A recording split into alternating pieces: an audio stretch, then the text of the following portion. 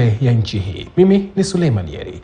Na alikuwa kiongozi wa kundi la Mungiki Maina Njenga amefikishwa mbele ya mahakama ya Nakuru huku ulinzi mkali ukiwekwa maeneo tofauti.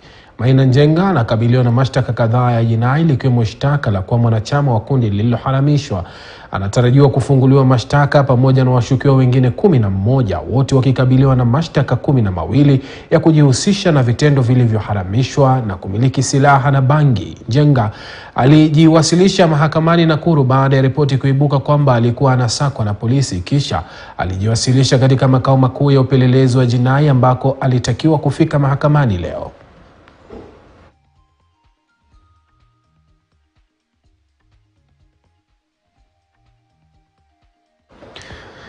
Jopo la idara ya mahakama lililobuniwa na Rais William Ruto kuchunguza mauaji ya Shakahola na maeneo ya ibada nchini limesitisha mipango yake kwa muda kutokana na uamuzi wa mahakama kupinga hatua ya rais kubuni jopo hilo. Hii ina maana kwamba jopo hilo linaloongozwa na Jaji illicit halitatekeleza wajibu wake. Wanachama wa jopo hilo waliapishwa mapema mwezi huu na walitarajiwa kuanza uchunguzi wa kilichojiri eneo la Shakahola ambako zaidi ya watu 200 waliuawa. Jopo hilo vile vile lilitakiwa kuchunguza mashirika ya kidini nchini. Kiongozi wa Azimio la Umoja One Kenya Raila Odinga aliwasilisha ombi mahakamani akipinga kubuniwa kwa jopo hilo, akisema rais alikiuka mamlaka yake.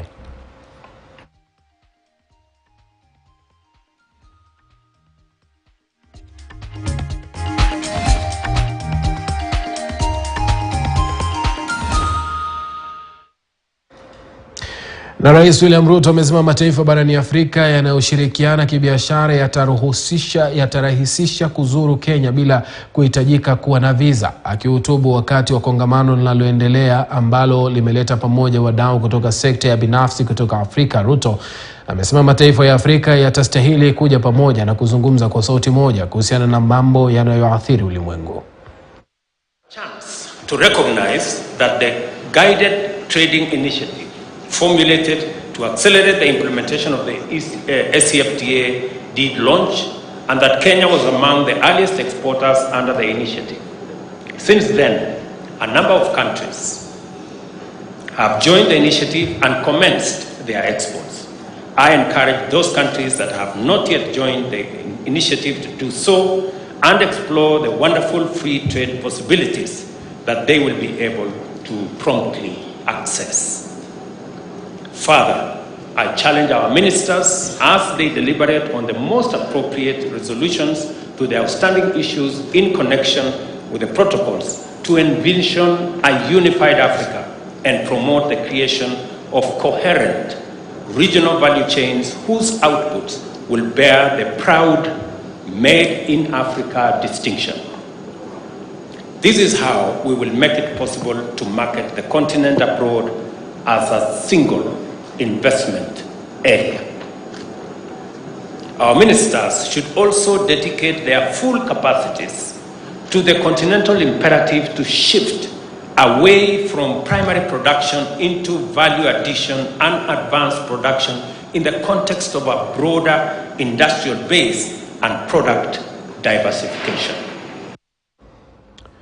Naibu Rais Rigathi Gachagua yuko kaunti ya Nakuru ambapo anaongoza kongamano linalolenga kujadili namna ya kukabili matumizi ya pombe haramu na mihadarati maeneo hayo. Kongamano hilo linafanyika katika uwanja wa maonyesho ya kilimo ya Nakuru. Umewaleta pamoja viongozi wakuu serikalini, maafisa wakuu wa polisi na wale wa utawala kutoka kaunti 11 za eneo bonde la Ufa.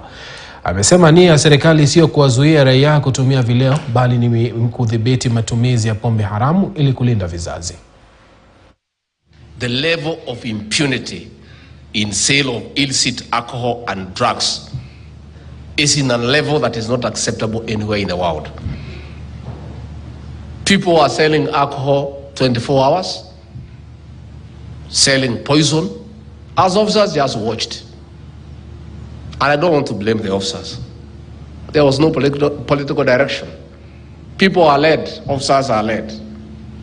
When President William Ruto came to office, I must tell you he had a serious problem with the officers of the National Government Administration because in his opinion, and rightly so, they had absconded duty and went into politics of BBI and Azimio and all that nonsense that surrounded it.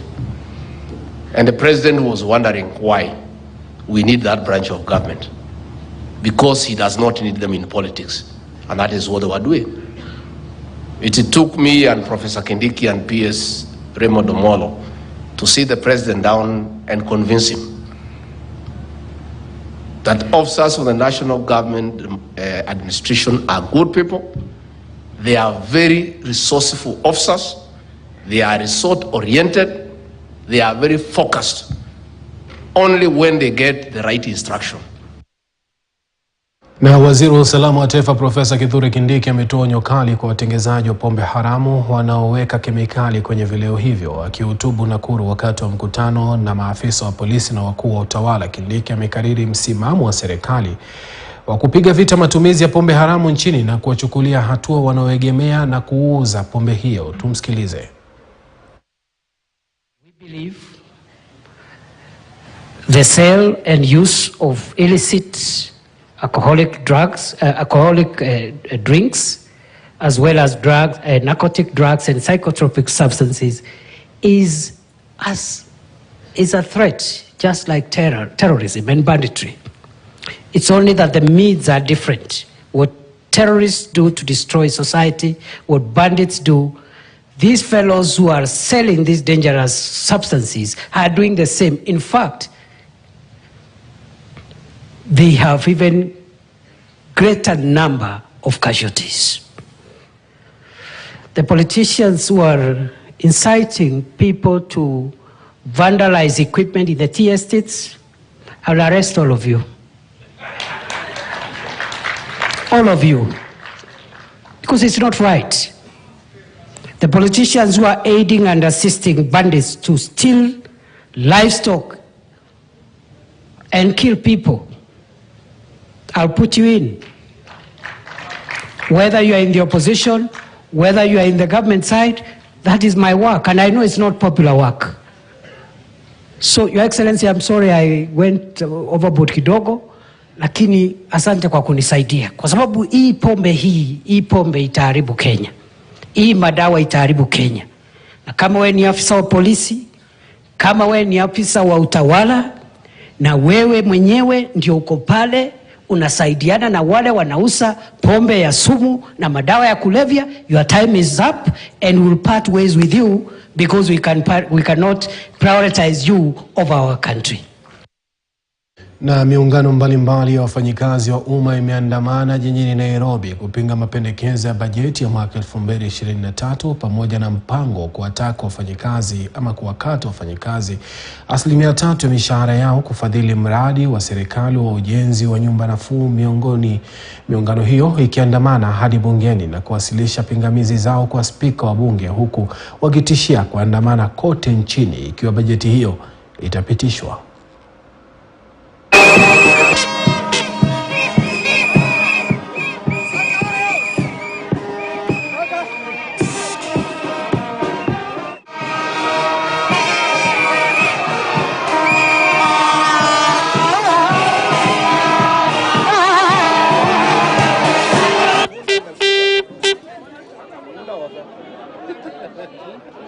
Our main aim of petitioning Parliament is to ask Parliament to reject the offending proposals, taxes, levies, whatever they want to call it, even they call it tithe. We do not want that.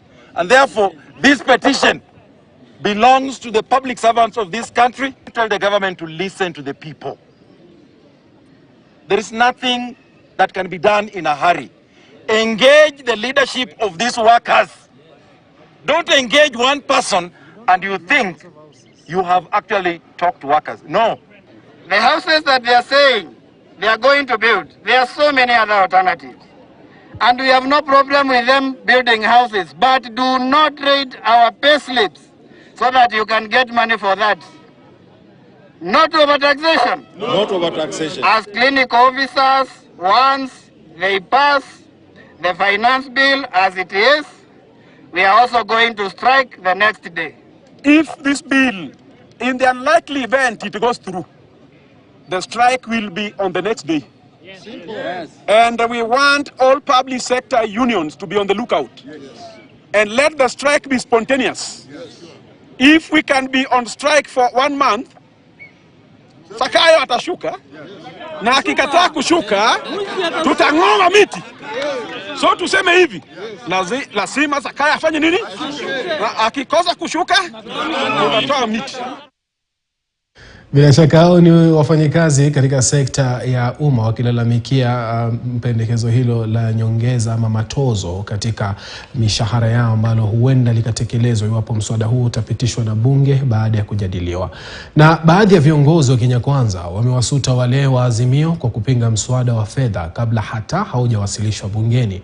Wakizungumza katika eneo la Solio, eneo bunge la Shinyalu, viongozi hao wakiongozwa na mbunge wa Belgut Nelson Koech wanasema mswada huo unanuia kuwatoza mapato wafanyikazi wa umma ili kufanikisha hazina ya nyumba za bei nafuu.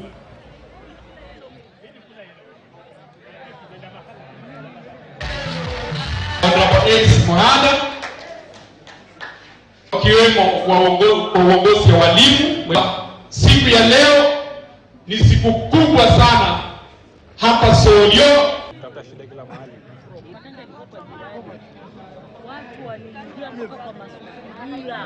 Rais William Ruto amesema hivi, lazima tugawe gharama. Wale ambao wako na hiyo mshahara ndio pesa yao itaingia kwa housing fund. Sasa wewe hapa Shinyalu unapiga kelele yani? Wenye wako na pesa ndio wamefika hapa kupiga kelele. Na wenye wako na pesa ni wachache. There is nothing that we have that is so special that today we are in Parliament. Anyone here can be a member of Parliament. But the country and the people have accorded us the honor and the responsibility kuwasimamia kule katika Nairobi. Sasa imefika pahali hata sisi tukatwe pesa isaidie huyu mwananchi mdogo. Ile njaa inauma mtu wa ODM. Si inauma mtu wa Wiper. Si inauma mtu wa ANC. Na si inauma mtu wa UDA. Kwa hivyo tushikane, tufanye maendeleo. Tunajua gharama ya maisha iko juu. Tunajua hatuna mapato mazuri. Lakini pia tunajua serikali ambayo tuko nayo saa hii, serikali ya Rais wetu William Ruto, alianza serikali ambayo alipata kama hakuna chochote katika hazina ya kitaifa. We are simply asking questions and we want answers. What we are seeing, because we don't know. I don't understand how a small hospital can take several years kujirahubwa. Uyatsa meka 10 mbunge sasa LCU. Siwendi ulianzisha chama huku hii. We need it operational. Tunataka ifanyike. Watu wetu wapate matibabu. Polisi. Na kundi la wabunge kutoka jamii za wafugaji limejitokeza kutetea uteuzi wa Nuruddin Haji kuwa mkurugenzi wa idara ya ujasusi baada ya mashirika ya kijamii kupinga uteuzi wake. Haji anatarajiwa kuhojiwa na kamati ya bunge kuhusu ulinzi na masuala ya nchi za kigeni, na iwapo ataidhinishwa atachukua jukumu la kumshauri rais kuhusiana na masuala ya usalama wa taifa, kando na kuwa mwanachama wa baraza la kitaifa la usalama. The recent attempt by a section of the civil society to malign Nuruddin's character are ill-intentioned and meant to please external parties at the expense of Kenya and Kenyans, whose long-term safety and security are better guaranteed with the best at the helm of the country's intelligence. We specifically take note of a letter from Transparency International Kenyan Executive Director Sheila Masinde, purporting to withdraw a 2019 Leadership Integrity Award accorded to Mr. Nuruddin on account of alleged complaints following withdrawal of a number of corruption cases from court. As stated earlier, Mr. Nuruddin has had a sterling career as DPP, especially in the counter-graft war. It is legally at his discretion as DPP to recall files and withdraw cases where he is convinced that the evidence is insufficient and may lead to futile protracted court cases that don't guarantee conviction at the close of the trial. That was the wisdom behind his decision to withdraw those cases, and we stand with him. It is the discretion of the President to pick the best spy master general from all options at his disposal. We believe His Excellency Dr. Ruto's choice of Mr. Nuruddin as his top most intelligence officer and security advisor followed thorough scrutiny of credentials of several officers within the agency and the larger public service. His strength as the head of the state. Je, atakuwa anatarajiwa kuhojiwa hapo kesho na kamati hiyo inayoangazia masuala hayo ya kigeni na vile vile masuala ya ulinzi. Kwa hivyo kesho tutakuwa tunatupia macho yetu pale bungeni kuweza kusikia baadhi yale ya malalamishi na zile hoja zilizowasilishwa pale kupinga ule uteuzi wake. Kwa hivyo hapa utakuwa unayapata taarifa hizo kuhusiana na kikao hicho cha kumsaili Nuruddin Haji. Na chuo kikuu cha Aga Khan leo kimezindua ripoti inayoangazia tabia za utumiaji wa mtandao na vyombo vya habari nchini kati ya vijana wachanga.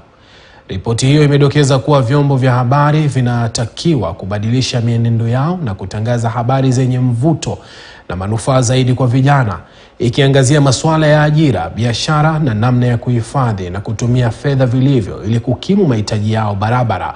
Vijana wakisema kuwa habari zinazoangazia siasa haziwavutii.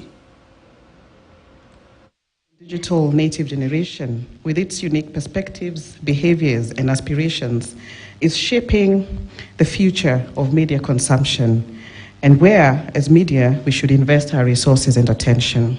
Gen Z and millennials belong to a generation that was born either in the era of enhanced digital networking, powered by Web 2.0, or have grown up within an era marked by elevated usage of the internet, mobile devices, and social media.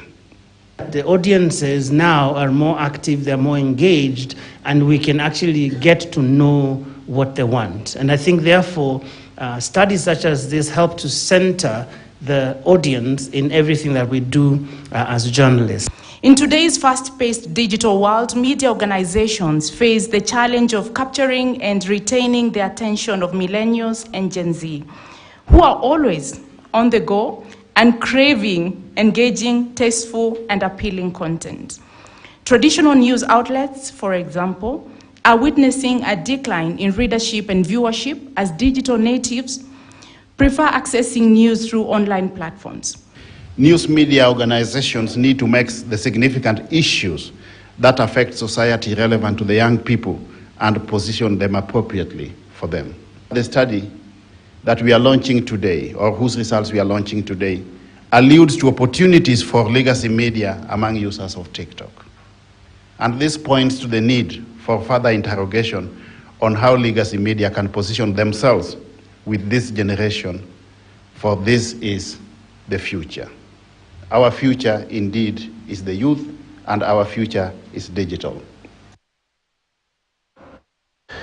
Na shirika la utangazaji la Standard Group linaendeleza mradi wake wa kushirikiana na shule maarufu kama NIE, yani Newspaper in Education. Hii leo mradi huo umeelekezwa shule ya upili ya wavulana ya Malava katika kaunti ya Kakamega, ambapo wanafunzi watafaidi magazeti kila Jumanne. Alono Chanda yuko shuleni humo na sasa tunaungana naye moja kwa moja.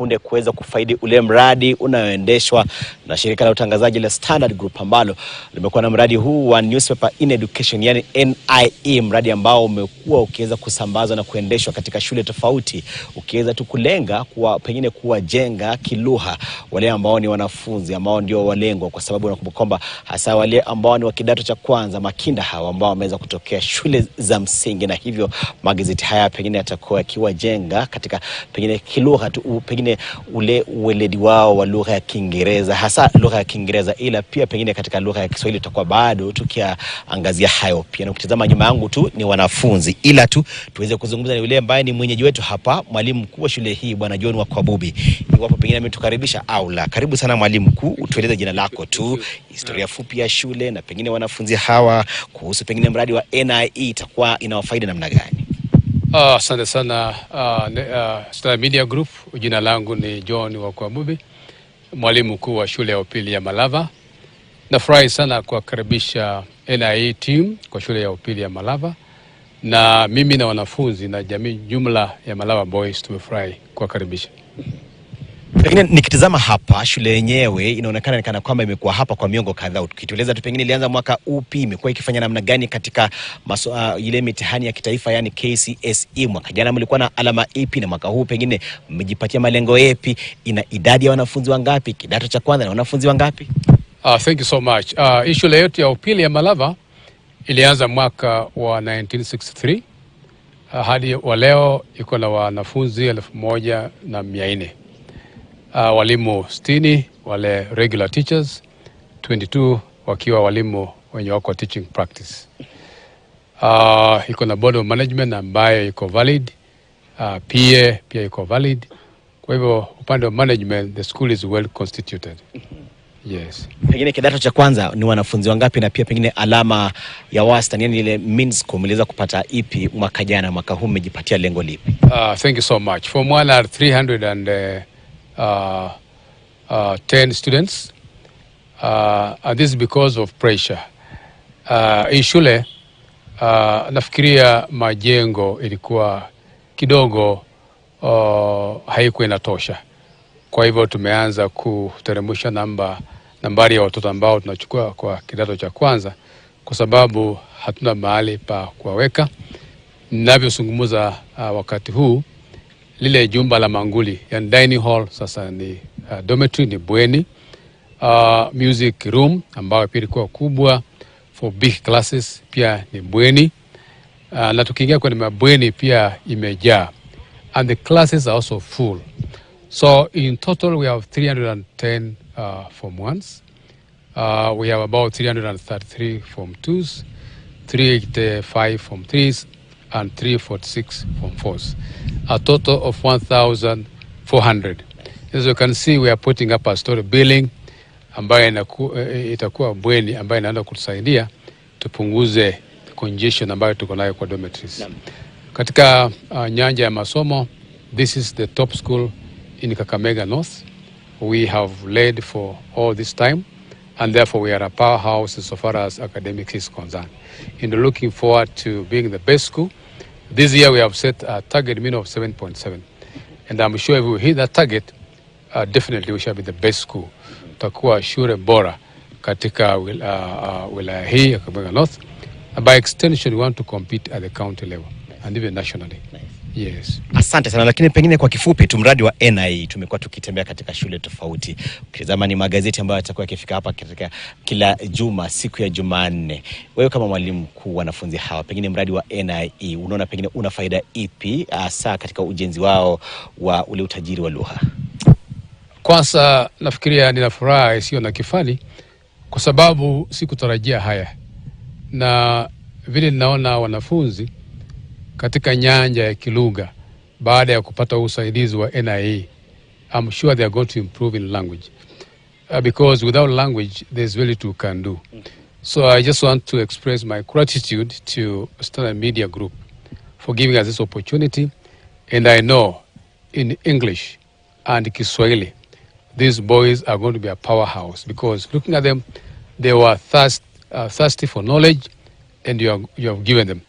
Kwa hivyo, in terms of information, kwa nyanja mbalimbali, michezo, kisiasa, they are going to be very much informed, and we just want to appreciate this program, and we are looking forward to it.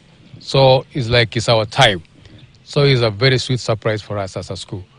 Yes. Asante sana. Ni mwalimu mkuu wa shule hii ya upili ya wavulana ya Malava ambayo ni Chief Principal John Wakobubi mwenyewe akiweza kukaribisha hapa kuweza kutuelezea faida za mradi wa NIE na kuwa matumaini kwamba itakuwa ikiweza kuinua ukwasi wa lugha kwa wanafunzi hawa, hasa lugha ya Kimombo, kwa sababu gazeti la Standard ni gazeti ambalo linachapishwa kwa lugha ya Kiingereza. Lakini tuweze kuzungumza na pia wale ambao ni makinda hao. Ukitizama tu nyuso zao zang'aa, wameweza kujihami kila mtu na gazeti hapa. Ukitizama kikundi kizima cha NIE kimeweza kuwahami kila mtu na gazeti, ila tu wale ambao yani tutakuwa tukizungumza randomly. Tueleze jina lako tu dogo, alafu tueleze pengine uliweza kufika hapa mwaka upi, kidato kipi, na unahisi namna gani kuweza kuzungumza kwenye KTN News mradi huu wa NIE utakuwa ukiwafaidi namna gani?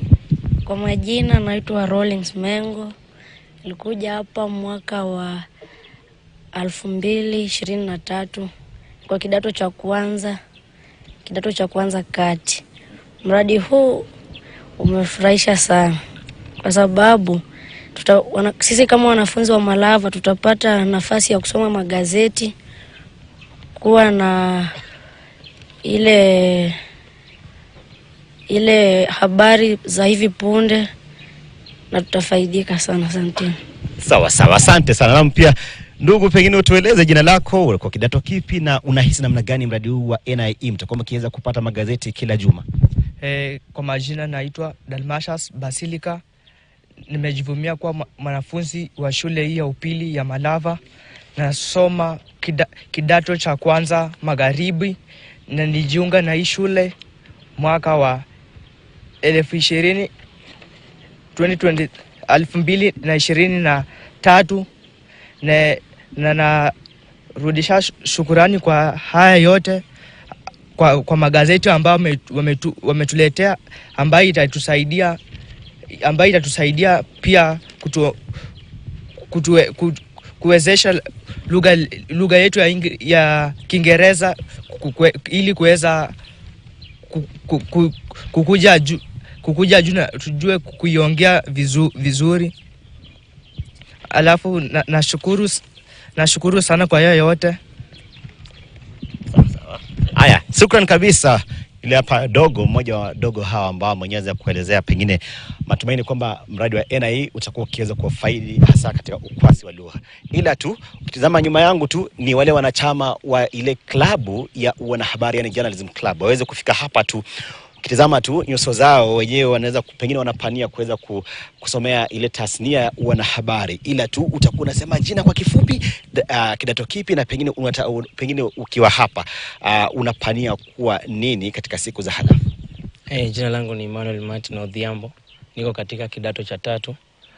Na nikiwa hapa katika shule ya Malava, ninakaza bidii katika masomo yangu ili mbeleni nikuje kuwa mwanahabari kama nyinyi hivi. Na kwa sababu ya muda tutakuwa tunasikiza pengine mmoja wao akiweza kusoma tu taarifa. Usongee tu karibu, alafu tueleze jina lako kwa ufupi, alafu tusomee taarifa ambayo pengine umeiandika ama umeweza pengine kuishika kichwani tu. Anza na majina.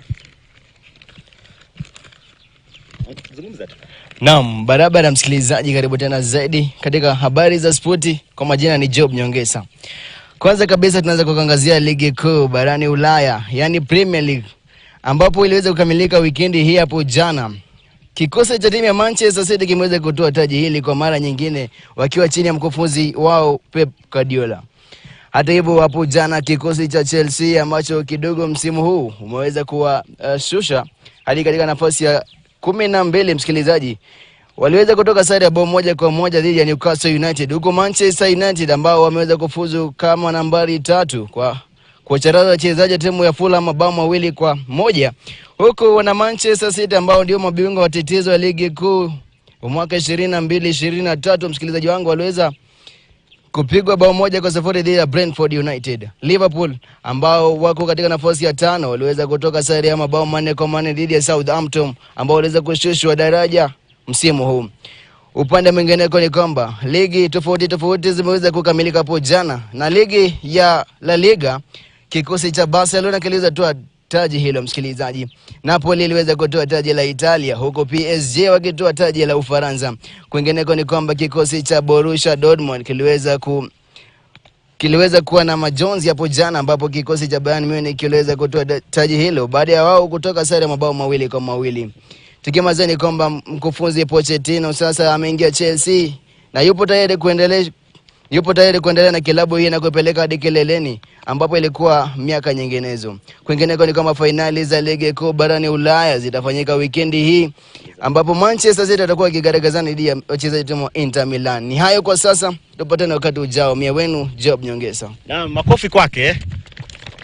Na kwa sababu ya muda tu utakuwa unasema jina tu, kidato kipi? Kwa majina naitwa James Rabura, niko kidato cha 3 kusini. Asante sana. Kwa majina naitwa Wanyama Ibrahim, niko katika kidato cha 3 magharibi. Asante sana. Kwa majina naitwa Kusimba Fidel, niko kidato cha 3 kusini.